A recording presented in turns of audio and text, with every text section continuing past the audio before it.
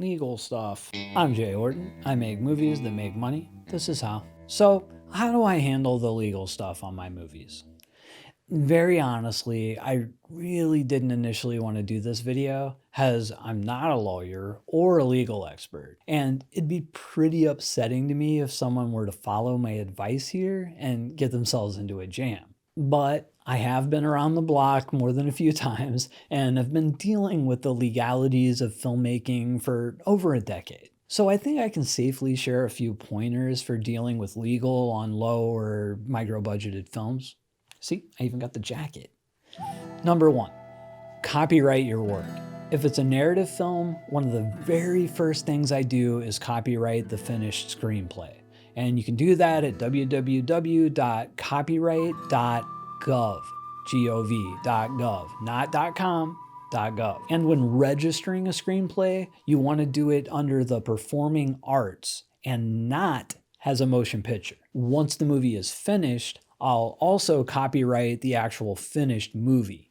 That's where you register under the motion picture. And these days, unlike in the past, you can actually just upload a compressed version of your movie right to their website. Now, for documentaries though, I typically only register the final film because there is no official script and you can't really copyright an idea. You see, copyright law actually doesn't protect ideas, only the specific expression of those ideas. So until you've actually made your film, copyright law won't protect you against someone making their own film based on the same idea. Now, what you can protect is your specific script, storyboard, outline, etc. And of course, if you shot any footage, that's protected.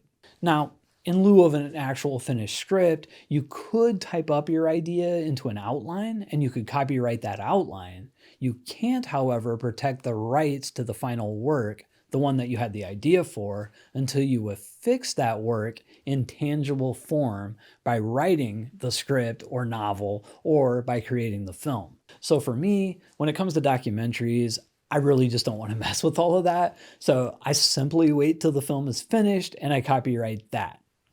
But I can actually hear filmmakers asking, what if someone steals your idea? Yeah, well, what if I get hit by a bus? What if I catch Ebola and die? I don't worry about what ifs. I protect myself the best I can and I move on with my life. I suggest you do the same. Number 2, contracts for everyone. Who? Everyone. Even if someone is volunteering their time, I still get a contract. Now, my advice is, if you've never messed with contracts before, is to find a lawyer and get them drafted for you. So that's my official advice. My unofficial advice is there are countless good examples online of legit deal memos and contracts that you can find and modify for your own purposes.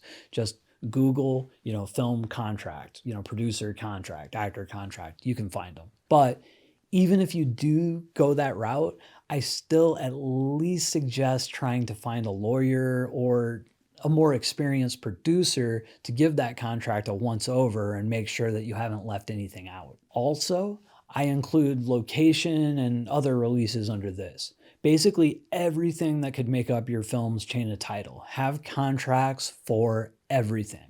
Editor, contract, DP, contract, PA, contract, caterer, contract. I try to have some kind of deal memo and contract for everyone that steps foot on that set or is involved in the production, either in offices or post-production or whatever, whether they're paid or just volunteers. Real talk, if you handle all your contract and release stuff fully, the odds of you ever having any real legal issues with your film down the line are pretty slim. So spend a little extra time here researching this. Cover your butt. It'll save you a ton of headaches later. Number 3, God, I hold my fingers weird. LLC or not to LLC? That's the question. My advice here is to create an LLC or some type of corporation company for every different project. Keep things separate. That way, if something does happen legally with one of the films, the others are separate and protected. It also will help you with your bookkeeping. See, a film can continue earning revenue from sales for years after it's released, and it's crucial that those funds are not mingled money from other films. That said, it can get expensive, especially for micro-budget movies, to keep getting LLCs for each different one, and part of the responsibility of a micro-budget producer is to keep costs as low as possible. With that in mind, I have this little piece of unofficial advice where I do sometimes group lower budgeted projects together in the same LLC. For example, I've worked with one particular partner on many documentaries, and there are no other parties involved in the back end, and the genres are pretty similar. So I put a lot of these under the same LLC. Then I have separate LLCs for similar smaller projects that I do on my own with no partners. And, I'll have several in that group. Now, that is totally my unofficial advice, because grouping projects together under a single LLC is for sure more legal exposure than doing them separate. But for me, if the budgets are low enough, the cost savings outweigh the risks. These days, I really save the individual LLC for larger and more complex projects. Projects with higher budgets, with multiple investors involved, with multiple producers involved.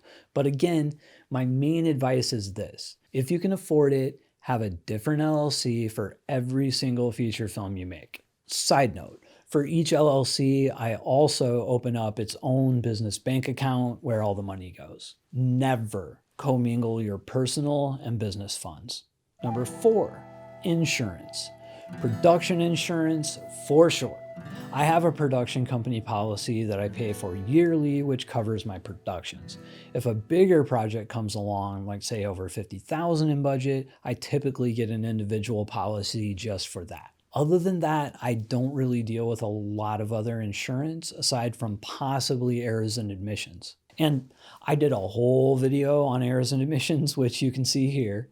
Briefly, my opinion on E&O is if you're dealing with a micro budget and you cover your releases and contracts really well, and you're not dealing with a major distributor, you will never need it. Side note, a lot of smaller distributors and aggregators will release movies that don't have E&O. And there are plenty of legitimate distributors that do this. That's something to check on up front when you're vetting distributors. But one thing to note is that many of these distributors that don't require you to have E&O, they will have a blanket E&O policy that'll cover them. And you might think, oh wow, that's great, so I guess I don't need it. But the drawback here is that those policies will not cover you in the event of a lawsuit. They only protect the distributor. So do not take this decision lightly. And one final word on E&O is if it's a larger budget and you're going for a wider release, most bigger distributors will absolutely require E&O. Although some, if they really want your movie, will cover those costs up front and will recoup on the back end. I've personally had that happen like 2 or 3 times in my career. That said, E&O, just like the individual LLC, if your budget can accommodate it, you should absolutely get it. Number 5, the golden rule. In the end, your best legal protection is to follow the golden rule.